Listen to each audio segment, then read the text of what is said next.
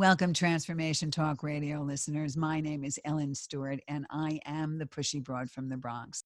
She's the pushy broad from the Bronx, New York. Follow her voice, her straight talk is nice. She's the pushy broad from the Bronx, oh yeah.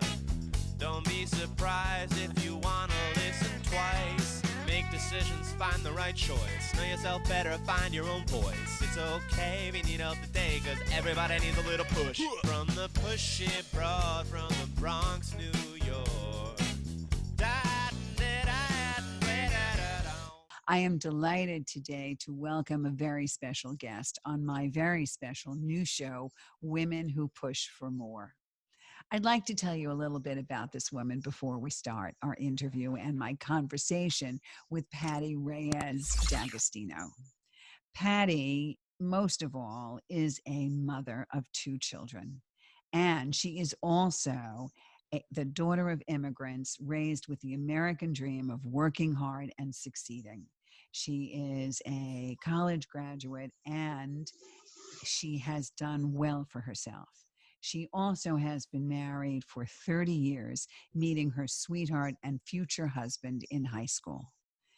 Patti has an amazing story to tell us today, and that is one of hope after struggle. She is truly a woman who pushed for more. Today, we're going to talk about Patti's struggle with domestic violence and how she overcame it and what kinds of organizations she is a part of today. It's my pleasure and honor to introduce Patti Reyes D'Agostino. Good morning, Good Patti. morning. How are you? I'm good, thank you. How are you? Thank you for having me. You're welcome. Thank you so much. I was given your name by a friend of mine who, when I was talking to her about my brand new show, Women Who Push for More, the first thing she said to me was, "You have to talk to my friend Patti." And then when you and I spoke on the phone and I said to you, "I am Ellen Stewart, the pushy broad from the Bronx," how did you identify yourself? Can I be the pushy broad from Queens? There you go. There you go. So Bronx girls allow Queens girls to be pushy broads for sure. And I had told you, if you remember, that I always felt that a pushy broad was an acronym for powerful, unafraid, self-aware, hardworking, young at heart women. And I'm glad that you could concur. So you identify yourself as a pushy broad. Absolutely. There you go. One of the reasons why I thought it was really important to hear your story today, because you are sitting here healthy and happy and moving forward and alive and well. And I know that our listeners are going to really get something out of your story. So I'd like to start from the beginning. Let's talk about how you met your husband in high school. Let's talk about that a little bit, and how you said he inserted himself into a group of your friends and courted you. Yeah. So I actually went to a very large Catholic prep school. There were probably 800 students just in our class, not the whole school, just the class. So it wasn't really easy to meet a group of people. So he started hanging out with us and tried to insert himself as being a friend, and I was very charmed by him and fell in love. I was inexperienced. I thought, this is it. What did I know? I was 16. Anybody could tell me that wasn't it, and I would have said, no, of course it is. This is true love. This is great. We got married quite young. We got married at 20. That wasn't unusual coming from a Latin family, but it was certainly not expected. But I promised, and I was driven from a very young age, so I actually finished my college degree by the time we got married. I had graduated from high school with a lot of AP credits, and I went to Pace University, so we had a lot of interim little semesters. So winter break, you could take a course. There was 2 spring breaks, 1 summer break. It was quite possible to finish. So I did. I finished with my 4-year degree in 2 years. and got married and bought a house and started a career. Wow. That certainly was a woman already who pushed for more. You finished 4 years of college in 2 years, Hmm. husband and house. There And you house. were. Okay. Yeah. So let's continue the story. So things were moving along as they do with married couples, and they were in our relationship. There were always highs and lows, things that I might have ignored, jealousy for one. Explain that a little bit. Things you might have ignored. What kind of jealousy? What kind of situations would you have passed? Would you now not pass over? Let's put it that way. Um, I would describe them as jealous fits, whether it was talking to somebody else or not knowing where I was.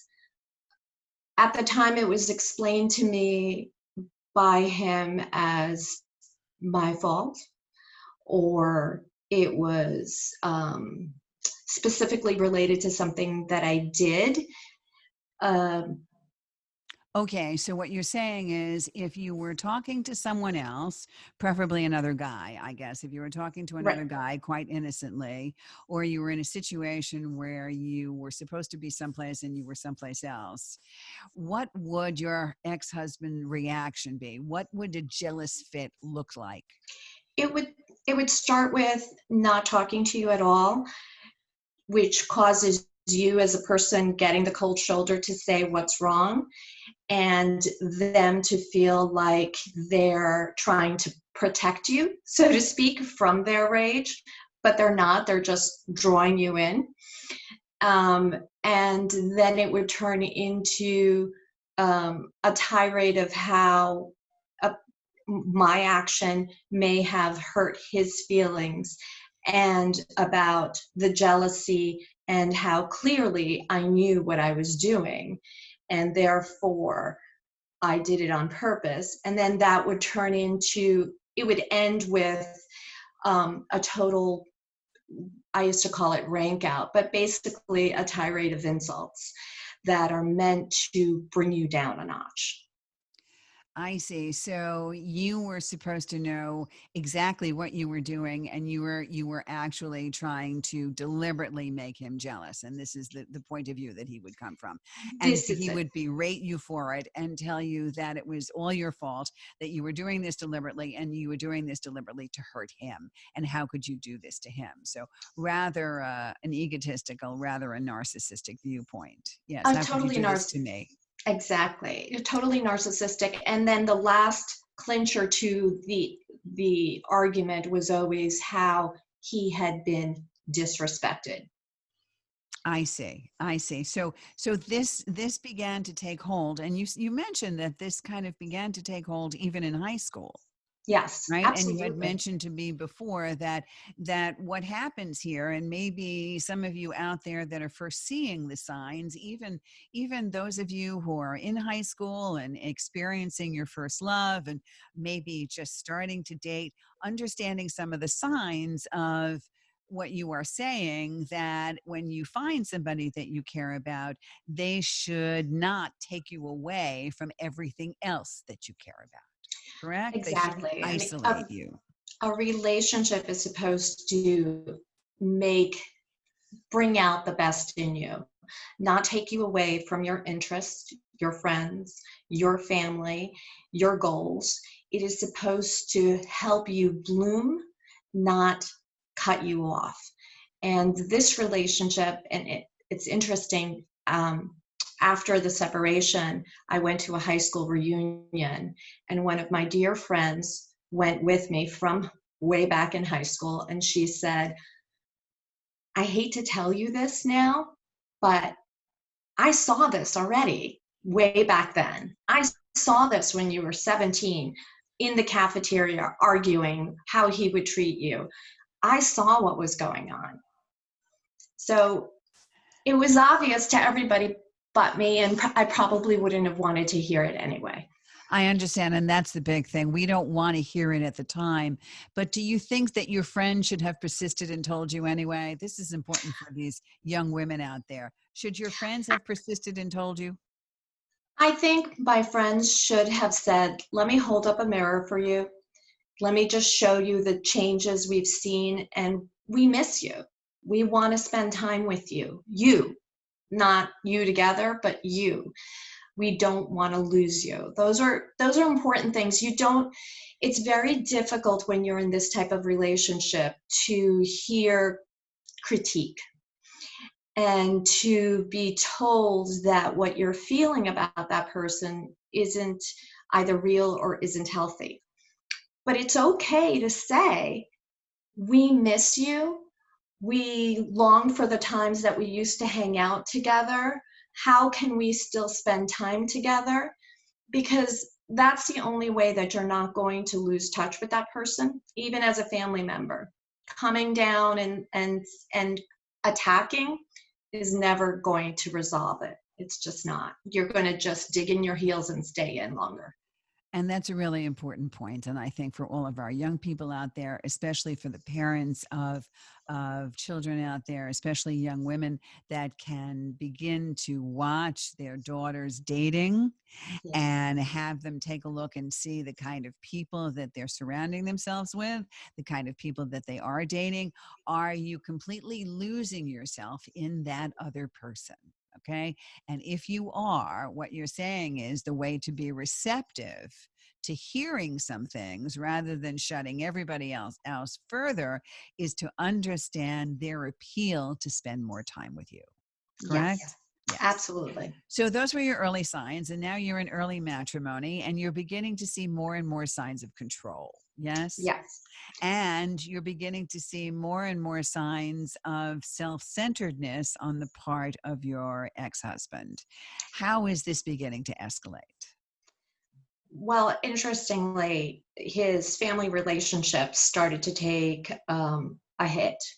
What does that mean? He just didn't have good ones. They were very explosive. 1 week they were great. 1 month later they were not. They What do you weren't mean family solid relationships? You mean with his mother, with his father? with his siblings, with his parents, with his grandfather. They just weren't solid relationships. There wasn't that give and take that you have in a family where you have this unconditional love for each other because they brought you into this world or because you shared the same house growing up. How can you not talk to each other? There wasn't that.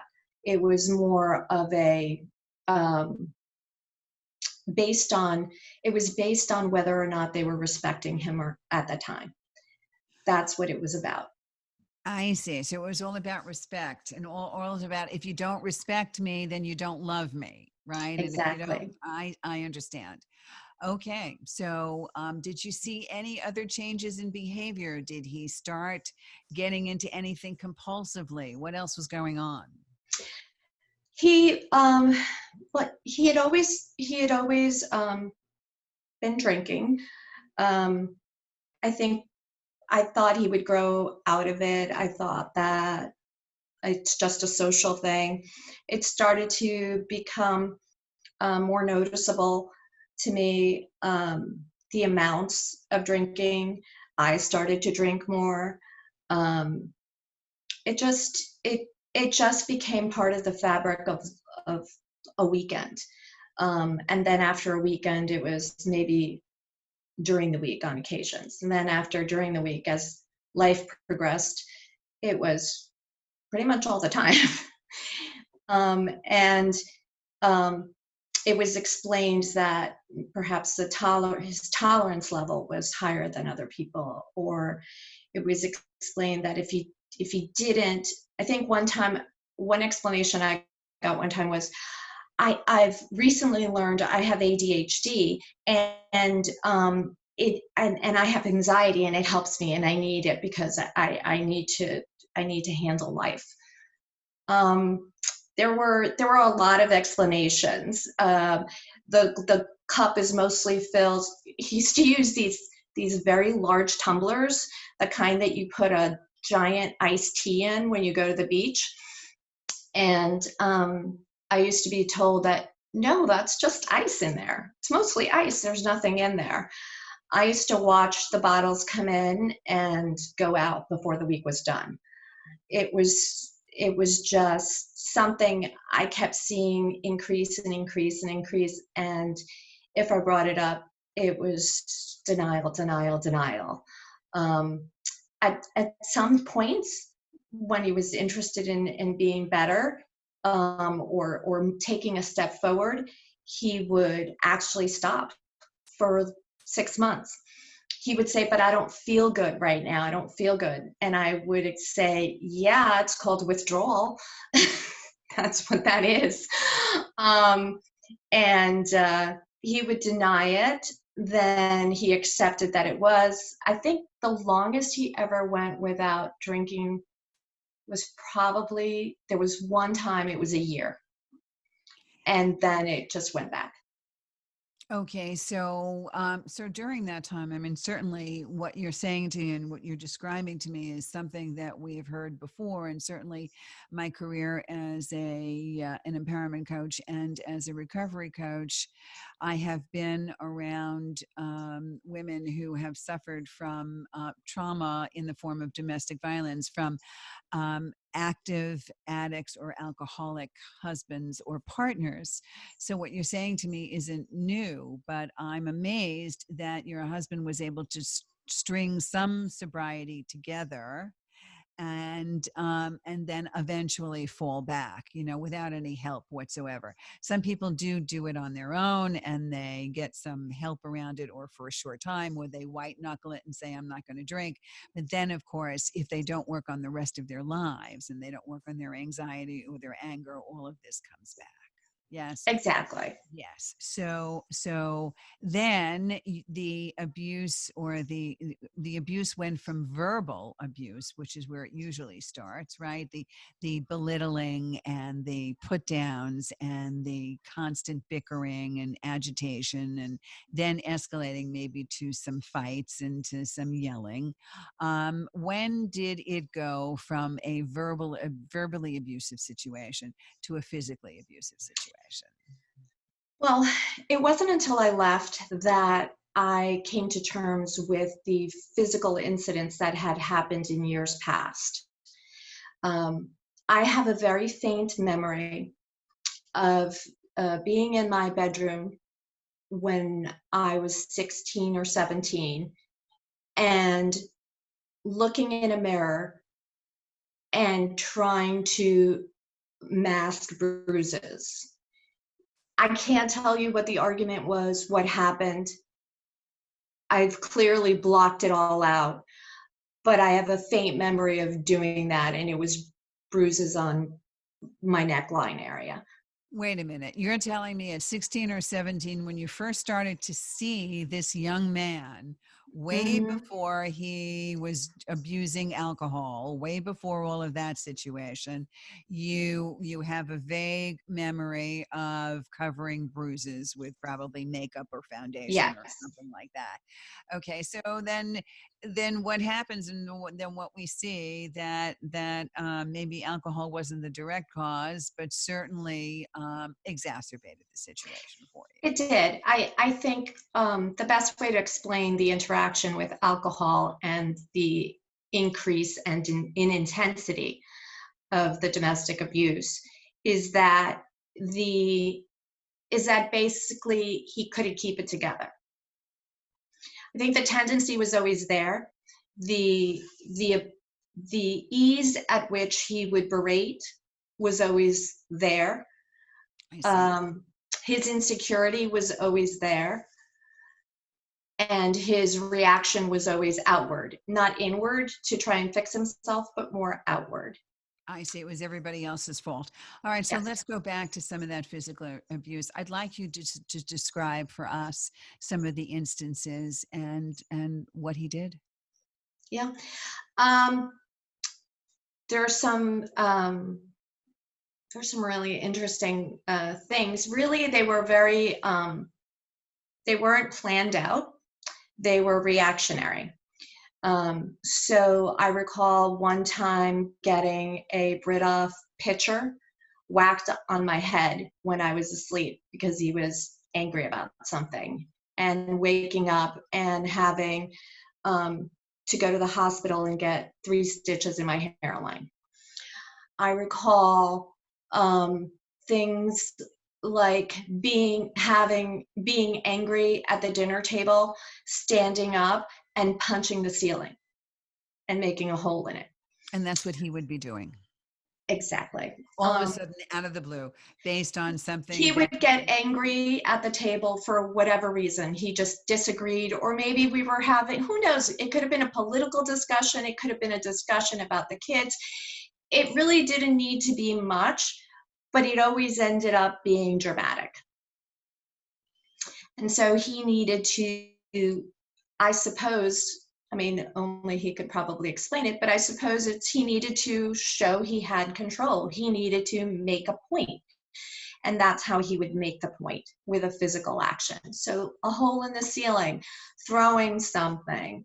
It ended towards the end. The reason that it got this bad was probably because I stopped placating.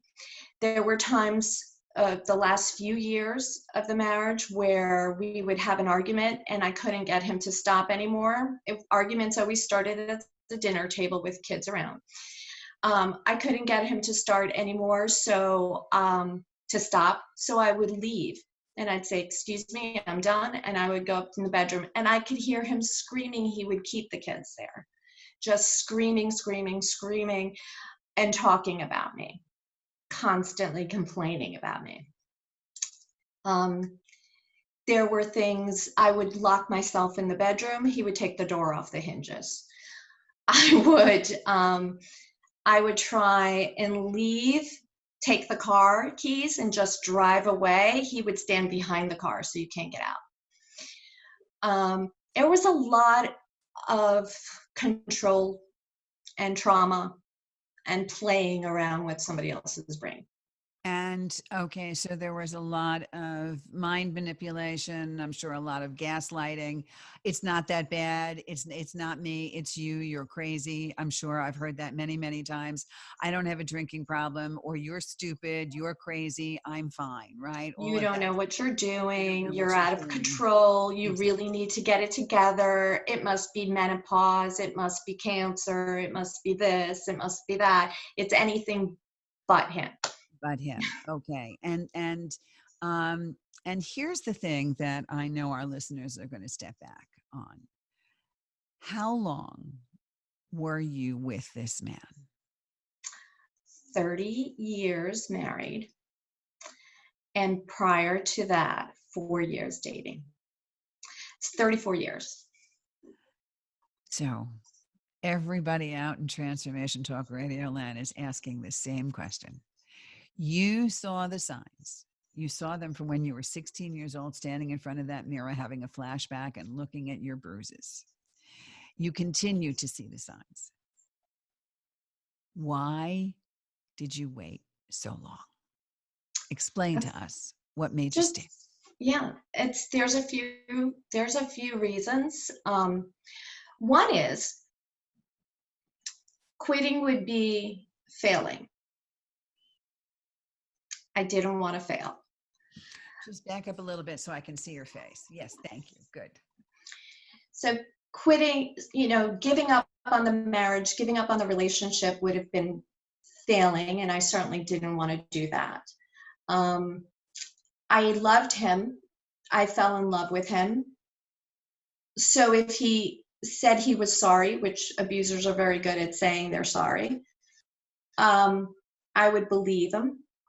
And I felt I didn't have a good enough reason not to believe him.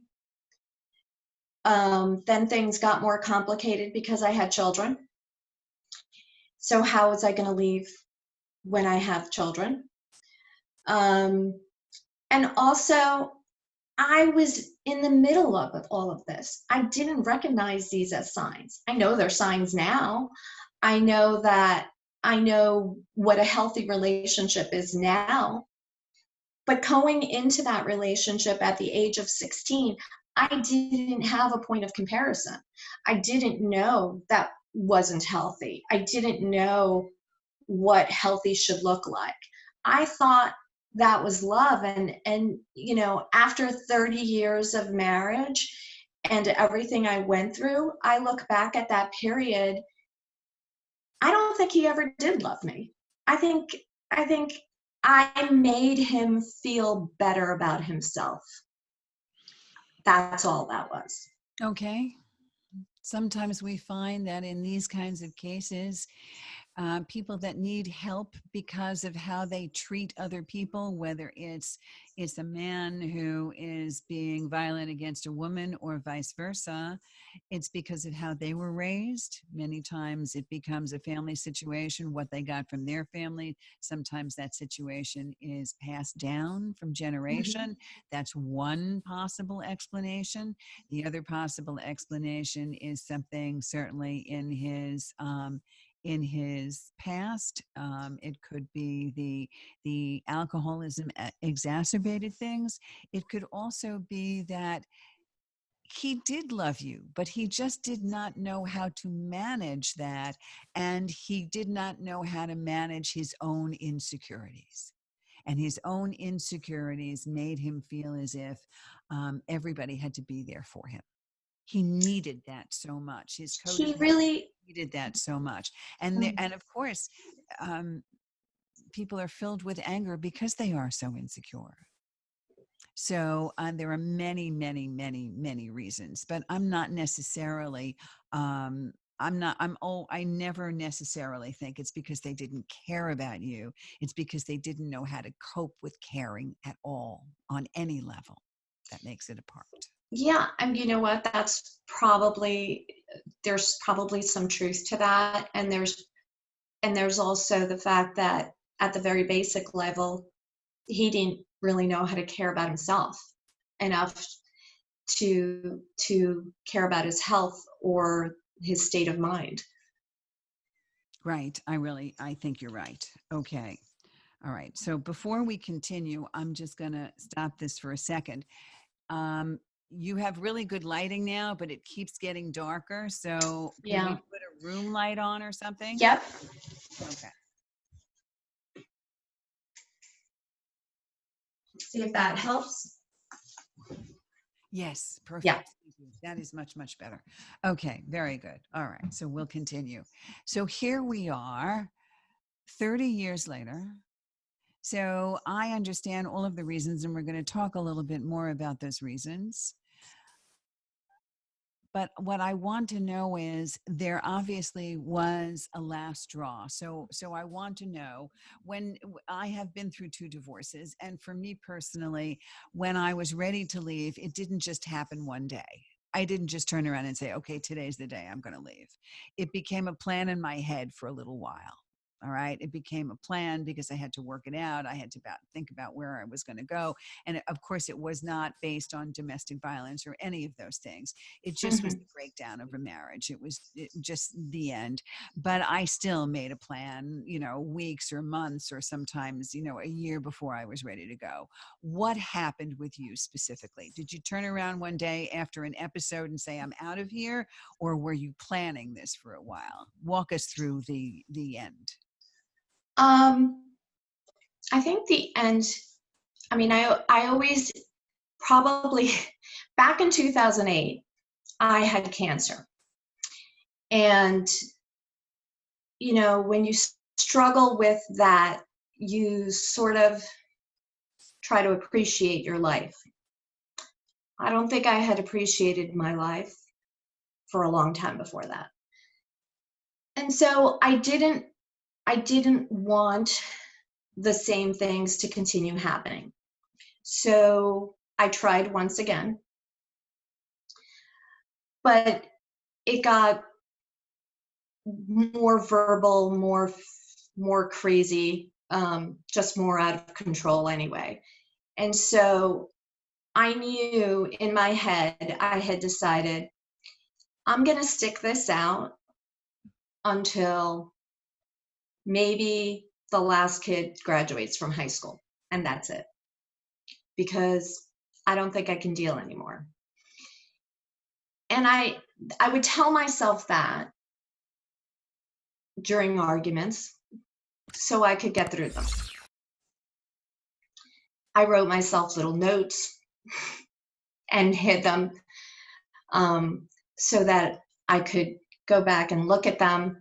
But I wasn't really physically planning anything. I wasn't putting away money. I wasn't doing anything of that sort, mostly for fear. I didn't even know how I was going to be able to do any of that. But the arguing got so bad that I hit rock bottom. Rock bottom for me was, it was such a traumatic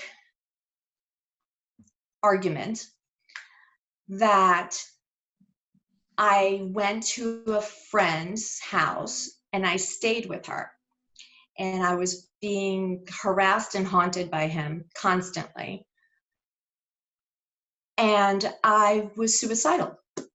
I had suicidal thoughts. I couldn't sleep any longer. My phone was constantly ringing. There were constant voicemails, constant threats, constant texting, constant voice recording coming through texting. It was making me unravel.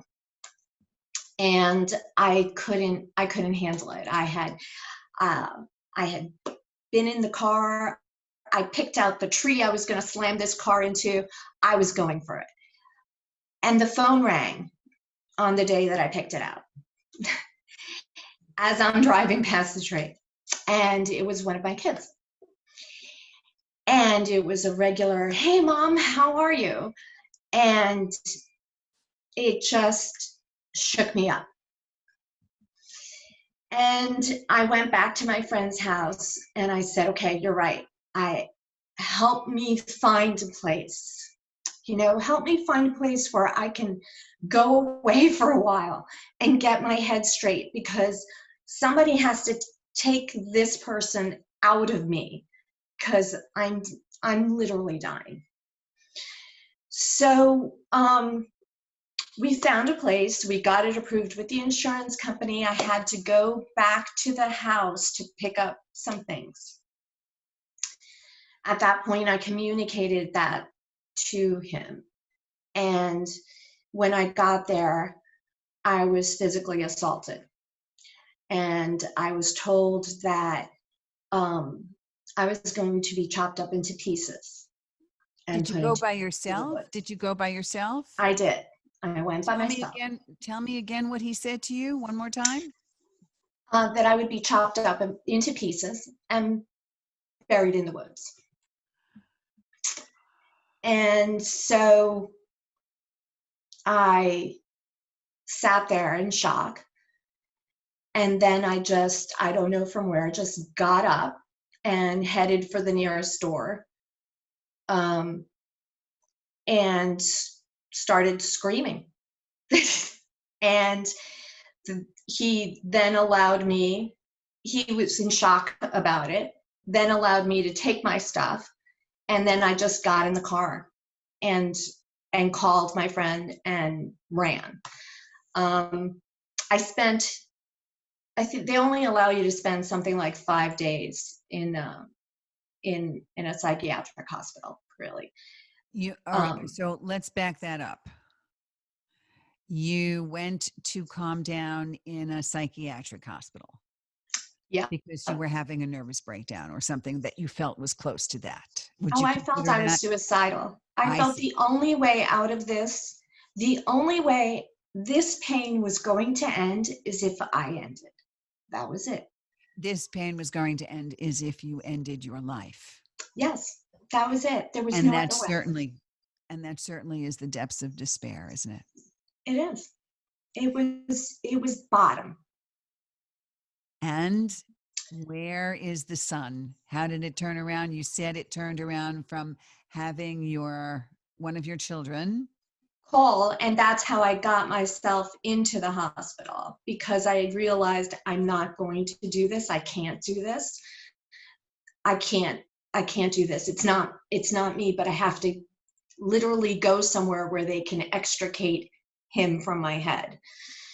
So I went and I stayed for 5 days. I think it was 5 days. And then I was supposed to leave. Then they do a family thing when you're about to leave. I learned a lot of things while I was there. I learned a lot of DBT therapy.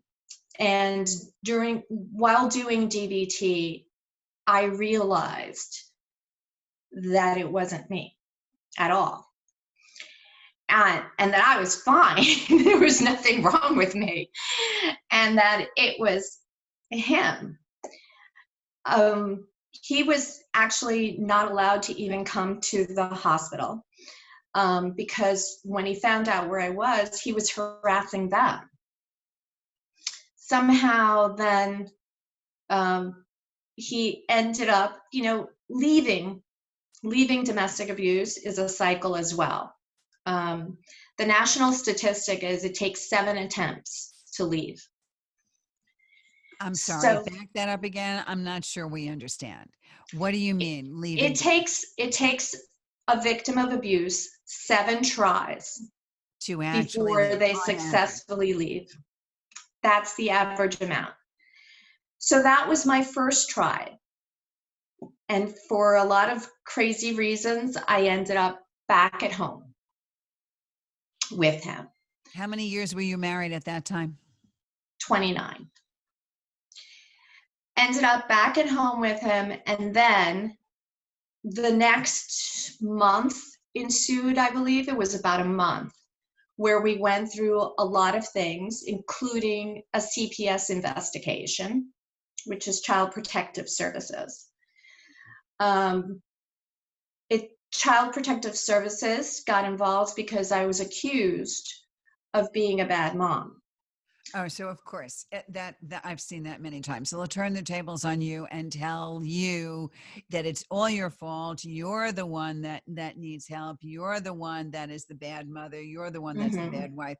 Right. I mean, I've seen the person who is involved in domestic abuse, the abuser, actually take out an order of protection on that other person, Right. claiming that they have. Yeah, they do it.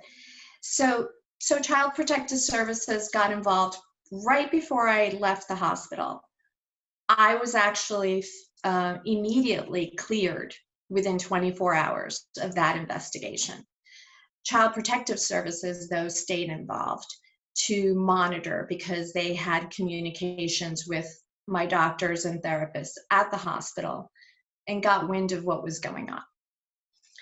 And this particular agent for Child Protective Services had a clinical background. And so he wasn't your average person. So he wanted to stay involved.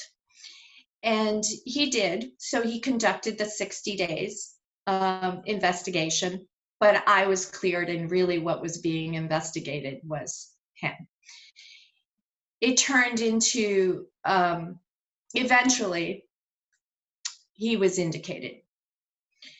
Not that it makes a difference, but it was somebody else believing me.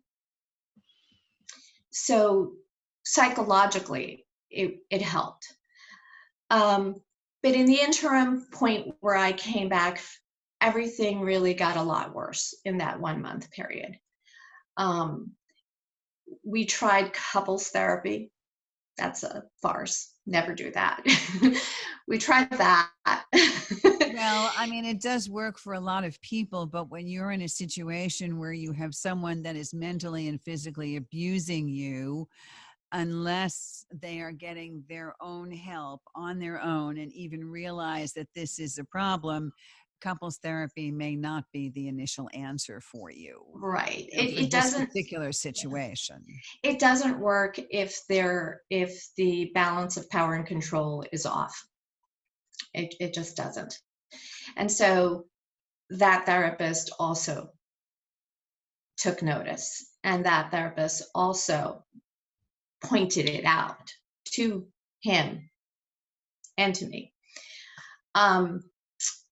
things sort of just devolved and kept getting worse and worse during that 1 month period. The last thing that it ended with was a physical assault that started on, let's see, March 31st and ended April 1st.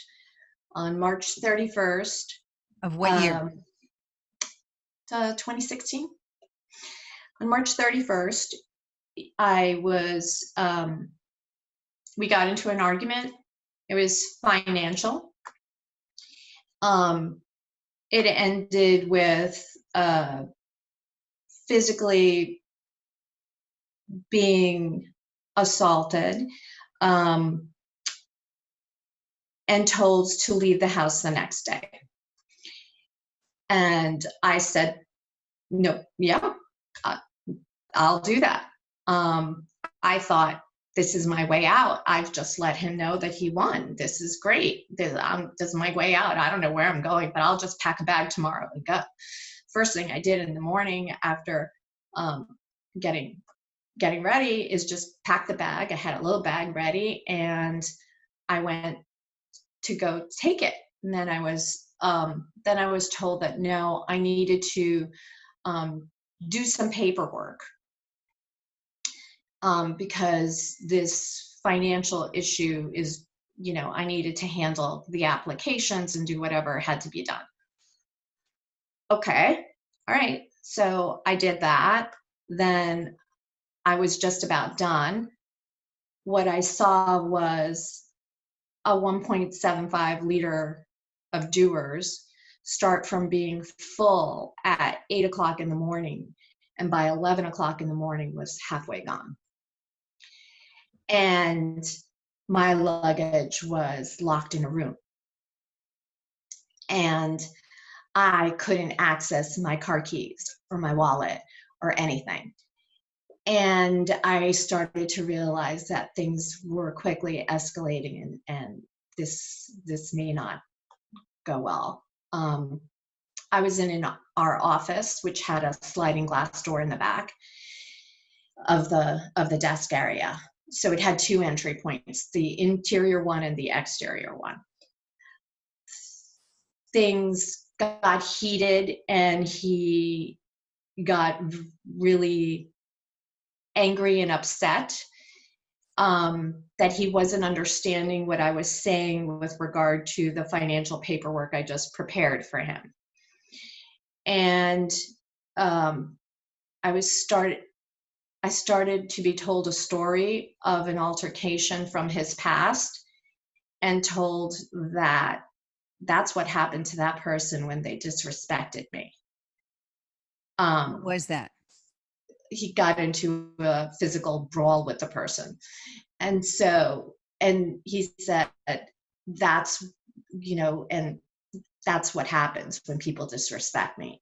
So he was essentially threatening me.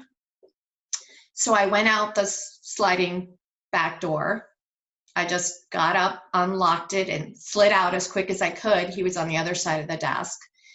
And we got into a physical altercation outside because he was trying to drag me back inside. And I held on to a fence for dear life. And I screamed, and I was put into a chokehold, and I actually bit him so he would let go. And then I was thrown to the ground, and I screamed and yelled and flailed, literally. I knew I couldn't overpower him, but I knew that if I moved around enough and made enough noise, that was my only chance. So I did that until he got frightened that somebody would hear, and he went inside. And then I walked. So I had nothing on me, and I just walked 3 miles to the nearest phone. Wow. And that was on April 1st of 2016.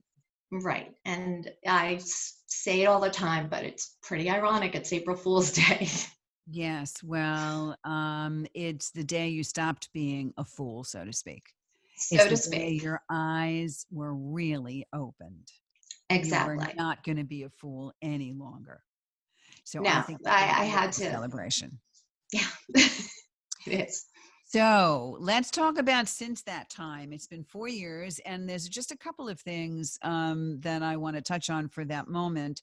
But I want you to talk about some of your work now, and where your children are in this, and how supportive they are of you now. And let's talk about what's happened since then, and the kind of work that you're doing to help other women who are victims of domestic violence. So let's talk about that a little bit. Okay, well, so one of the things that I wanted to do was gain as many skills as I possibly could to help people going forward, because I realized how difficult it is to get out of this situation. Um, so I took a divorce mediation course so I could understand the law better and really have thoughtful conversations with people. I took a crisis counseling course from the Department of Health so I could understand, how to de-escalate the conversation and have a person be present. Because when you're dealing with trauma, it's very difficult to have a conversation that you're even going to remember. So I took that course as well. And then I joined an organization that was a very small organization in Northeast Westchester that was about creating awareness about domestic violence, and it was uniting people as a front. Northeast Westchester happens to be geographically very distant from where all the agencies in the court system is. All agencies and court systems are at White Plains and South. And And we're talking about New York because and this we're is in talking another about New country. York. Yes. Yes, we're talking about New York. So in this one county, White Plains from Northeast Westchester, if you happen to live there, is easily 45 minutes away. If you need to go to court for an order of protection, it's 45 minutes to get there. Not to mention the time to get the paperwork written, sit down with an attorney if you're lucky enough to afford one or get one, or even receive counseling for domestic violence. It's all far away. And so it's unfortunate that that was the case. And rather than reinvent the wheel and start a new agency and figure that out, we realized that there are plenty of agencies that do the work well, but they're down county. What if we created a space where they could access the client, it would be closer to home, they could access the service, and they would be in their own environment, and it wouldn't be as far. So we created New Dawn Family Resource Center, and we co-founded this organization to be essentially a space. 5 towns collaborated on it, and they're the 5 towns that are in that Northeast Westchester County pocket. We also received a grant for what's called risk reduction.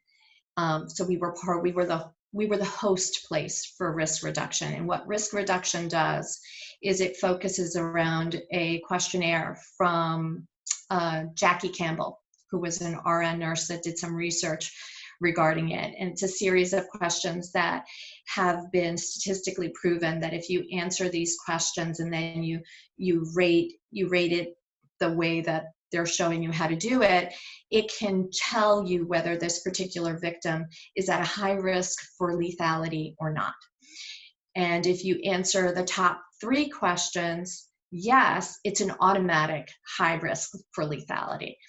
And so it's just a tool that not only counselors but police can use in order to identify who's at highest risk and what needs to be done. And so they used it as a test pilot in that Northeast Westchester area, and we hosted all the trainings and meetings, et cetera, surrounding that there. It was such a success in Northeast Westchester that now it's going countywide, which is wonderful. And it is it's also an important tool for police because you can understand what they're walking into if they can do this one questionnaire, which is really very simple. It's 10 questions. Is this questionnaire available for publication for anybody that wants to tap into it? You can look it up, the Jackie Campbell risk assessment, but you need to be trained in order to use it. I'm sure somebody has it up there on a PDF, but you do have to undergo training in order for you to understand how to ask the questions and use it properly. But it's a very important tool for all communities and police departments to be using at this stage. So the foundation that you're currently a part of, when was its inception? 2016, 2017? It actually was started in late 2017, but was incorporated in 2018. And tell me about it, some of its success. Well, some of its success is this particular, bringing to light this particular program and hosting it, and now that it's moving on. The other successes that it's had is to actually be the space there for victims of abuse so that they don't have to leave their area, their location. You know, it's located within the 5 towns area, but it is far closer for you to go there than it is for you to drive 40 minutes to White Plains or 50 minutes and sit there and hopefully see somebody.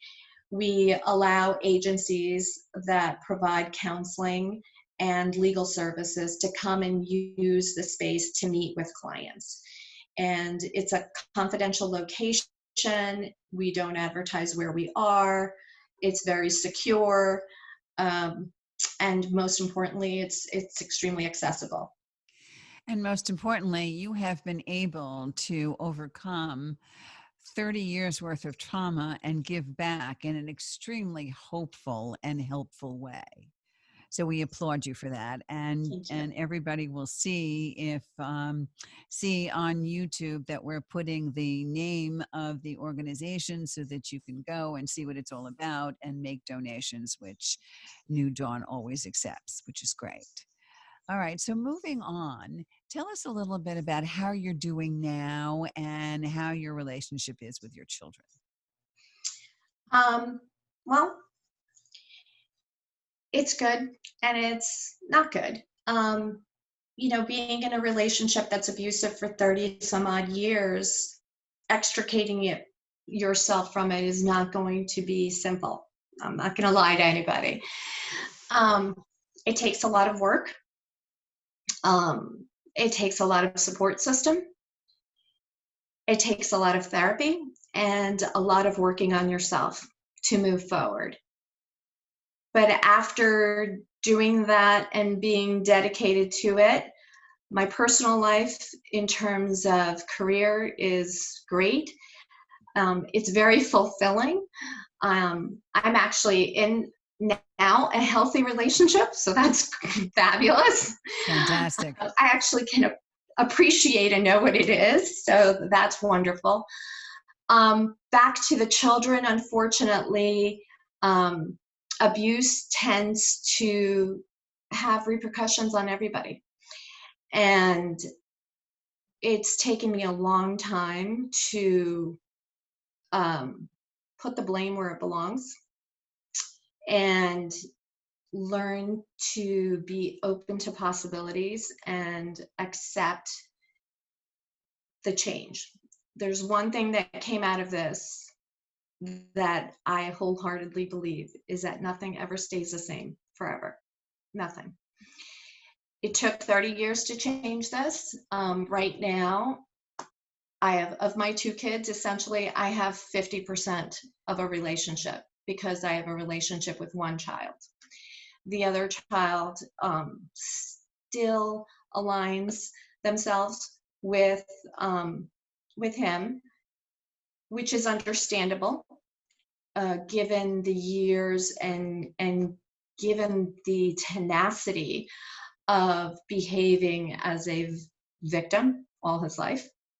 So I understand it. I I should be the one to understand it because it took me 30 years to get out of it. So how can I have any ill will towards my own child because of it?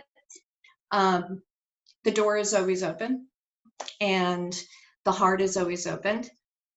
But recently, probably in the last 6 months, I, after a lot of hard work, came to terms with the fact that I need to just move forward from that and not keep holding this little candle that I'm trying to pretend it's not going to, go out, and that the flame, I have to keep it going no matter what. I have to let this child do what this child feels they need to do. And that's my way of showing just how much I love them. And like you said, the one constant we have in this world is change. Yep. And we understand that no matter what, change is good Mm-hmm. because we do evolve. So, as I said to you, as I had said to you before we aired, as long as you're alive, there's hope.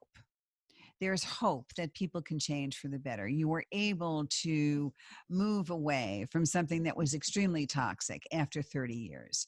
Your children will find their way, especially since there are so many more resources available today. And the Yes. whole idea of getting help and therapy and learning self development tools does not carry the stigma that it used to. So that over time, rest assured, they will find a way to heal. And I you think so. can think about a rekindling of relationships. I believe so. I really do. And I've been able to really be supportive of the one that I do have a relationship with, so that they can move away from the experiences that they had and have become a very, very healthy human that is very giving and accomplished on their own, and is so understanding and so far from what that toxicity was, that there's hope for everybody, really. I understand. So tell us, just give us an idea of what kind of powerful message you want to leave with us today, as the pushy broad from Queens and now the pushy broad from Westchester, because you certainly are now a woman that is powerful and unafraid, and certainly self-aware, hardworking, and young at heart for sure, because your life has kind of reinvented itself and started all over Yeah. again with love, right? Love in the air and everything else working out. So what kind of message do you want to leave with us today as a pushy broad from Westchester?